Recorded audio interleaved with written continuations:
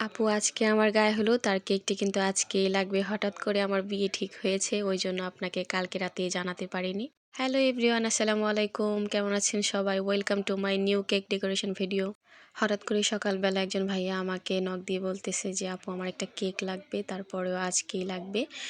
তো ভাইয়া আমার কাছ থেকে আগে একজনের জন্য কেক নিয়েছিলেন।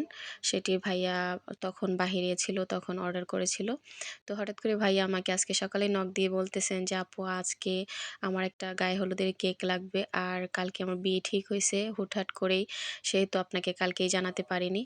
তো আমি ভাইয়ার অর্ডারটি কনফার্ম করার পর কিন্তু আমি সাথে সাথেই কাজে ধরে ফেলছি, কারণ কেকটা কমপ্লিট করতে অনেকটাই সময়ের দরকার। তো ভাইয়া বলেছিল যে আপনার মনের মতোই কোনো একটা ডিজাইন করে দেন। তো আপনারা হয়তো অনেকেই দেখছেন অনলাইনে যে এরকম কেকগুলো, মানে এরকম ডিজাইনগুলো কিন্তু এখন বর্তমানে গায়ে হলুদের জন্য খুবই ট্রেন্ডিং। আর আমার কাছেও কিন্তু এই ডিজাইনগুলো করতে ভালো লাগে। আর গায়ে হলুদের ডিজাইনের কেকগুলো যে হয় ওগুলো করতে আমার এমনিতেই খুব ভালো লাগে। এটা হচ্ছে একটা পর্দা থিম কেক, মানে এটা কেকটা যেরকম আমি করেছি এটা একটা পর্দার মতো করে করেছি। দেন উপরে আমি কিছু ফুল বসিয়ে দিয়েছি স্টার নোজেল দিয়ে।